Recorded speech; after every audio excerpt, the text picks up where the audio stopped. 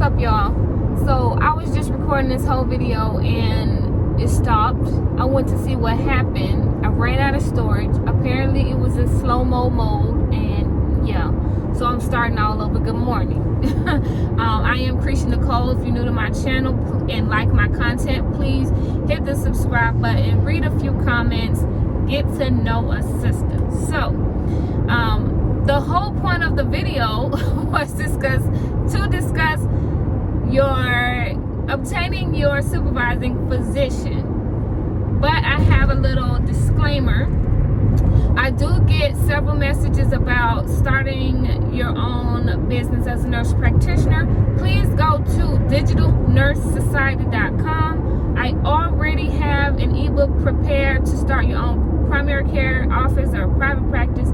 I already have an ebook on starting a telemedicine business, or not an ebook, PowerPoint slide compilation thing. So anyway, you can download either one of those files. They're not very expensive, and at least start there, okay? At least start there.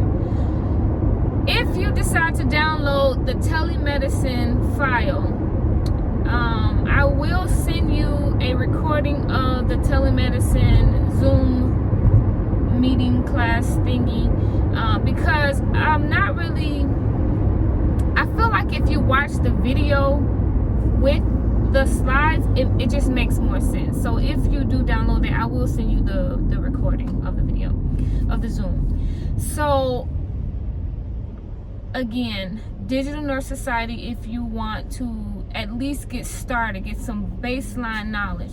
But one of the things that is not detailed in that book is how to secure your supervising physician, collaborative physician. And so for me in Florida, we at the time you have to have a supervising physician. Like, the law did not pass for you to be able to even try to practice autonomously. It has now passed. It passed last month, July 1st. But the thing about that law is you have to have practiced for 3,000 hours, which is about 18 months. About 18 months, okay? If you have not practiced under a physician for at least 3,000 hours or 18 months, you do not qualify. You don't qualify. I know in Maryland they want you to have either practice under a physician or have a nurse practitioner mentor or something like that. But in Florida, you have to have practice under a physician for 3,000 hours. There's no mentor, whatever.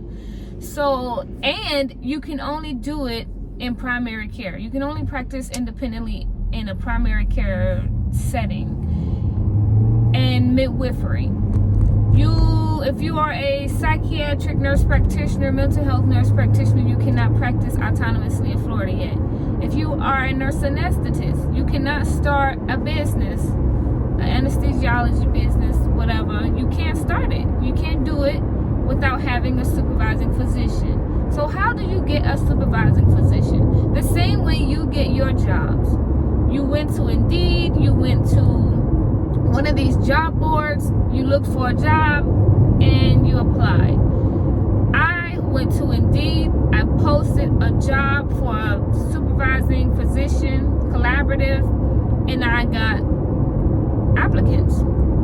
Now, I wasn't 100% sure what to pay them, but I was in a nurse practitioner group called Nurse Practitioners in Business at the time, and there was some comments on how much people were paying. So and it ranged from like $250 to like $2,000 per month. Sorry, y'all. But so I was offering like $250 a month just to see, let me just put it out there and see who takes the bait. So I did have one physician who said, and obviously did not read the job description because I put it in there, wanted $2,000 a month. But she also thought that she was going to be a medical director. So let me just explain a couple things that you need to put in your mind if you're going to start a nurse practitioner business that requires a collaborative supervising physician. You are hiring them. They're not hiring you. You're hiring them. Just so happens that the position you're hiring them for requires you to take advice and from them, and to follow. If you guys have a disagreement on treatment, they're gonna win because they're the physician and you're the nurse practitioner. But even though you're hiring them for a position that's kind of above yours, you're still above them, essentially, because you are the owner of the business. You are the boss. You provide their paycheck for that business. So let's say for instance, you decide, you know what, we're disagreeing on way too much, or I don't like their personality, or I can never contact this person. You can fire them because it's your business. It's your company, your practice. You can absolutely fire them. So also, you are not in Florida. I don't know about other states. If the physician has to be the medical director, in Florida that is not the case. A physician does not have to be the medical director. So let's say for instance, the person that wanted me to pay her $2,000 a month thought I was hiring, assume that she would be my medical director. I don't need you to direct my company. I need you to supervise me. Put your name on a piece of paper, okay? Be available if I have a complicated case. That is all. That is it.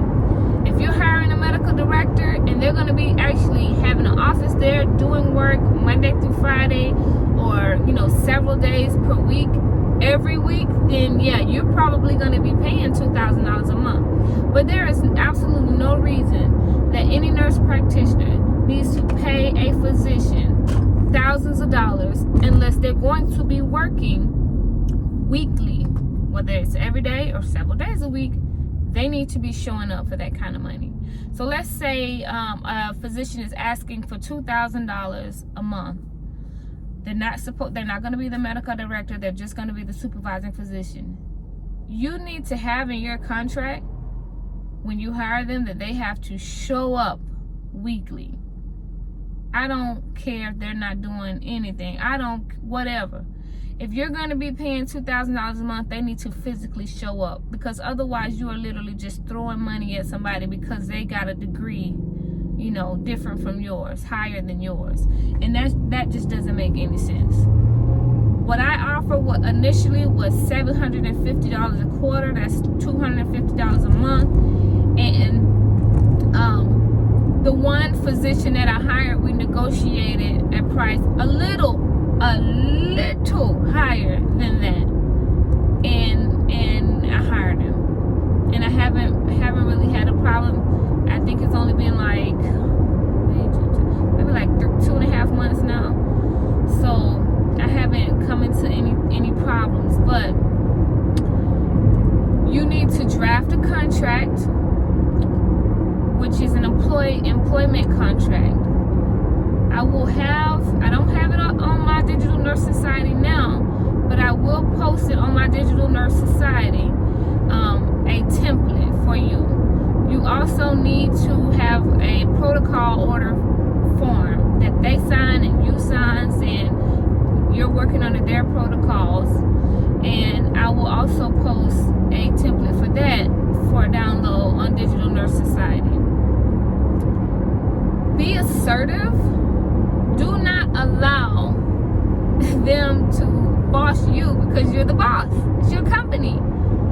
Tell them where you need their help and what their job requires, and they either accept it or they don't. It took me a week to hire a supervising physician. I was shocked. But it happened. And post a job on Indeed. It's not as scary of a process as you may think. It's really not. I think that it maybe might be a little intimidating because as nurses, we tend to be very subordinate to physicians because that's just the nature of our jobs. But when you are the owner, you have to put that shit out of your head. No. You are the boss, okay?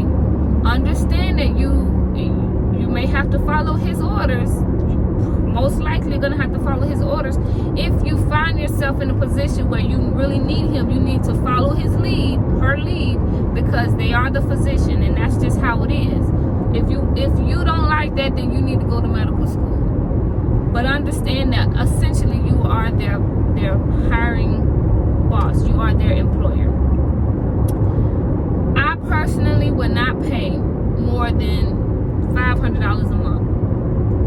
I would not, unless that physician is really, really active in the company. There's just no way. It doesn't even make sense to do that. I gotta go to Starbucks. I cannot not go to Starbucks. But anyway, so yeah. That is how you can secure your supervising physician. If you know a physician that's willing to, sign that piece of paper, be available when you really need them, then great. Great. If you are friends with oh my God, Starbucks is stupid. If you are friends with a physician who's willing to do that, then fine. Now, some of these physicians, if they have their own liability insurance, then great. You may have to put them on your liability insurance, but you don't go under their liability insurance because you don't work for them. They go under your liability insurance for your company. So there's that. That's my little 2 cents on securing a supervising physician. It's not as crazy as you think. You don't have to go broke, but I would suggest that you have money saved before you take on this, before you take on trying to open a practice, because it's expensive. Until you start actually seeing patients daily, you're losing money. You're paying your overhead, you're paying your rent, your utilities, possibly your internet and phone, your EMR system, you're paying for supplies, you're paying your supervising physician. If you're in an office big enough, you're paying staff. So you need to have, if I could come up with a number, I would probably say have at least $40,000 saved. And if you are frugal enough, if you're not trying to be a baller, you damn sure have $40,000 a year. You can come up with that as a nurse practitioner. You need to not buy any Louis Vuitton bags. You need to not be going out living, super lavish. If you are on a journey to open your practice, it makes no sense to be trying to ball out in that bank account. Throw your money in there. Just drop money in a savings account, in a cash reserve account, whatever. Throw money in there.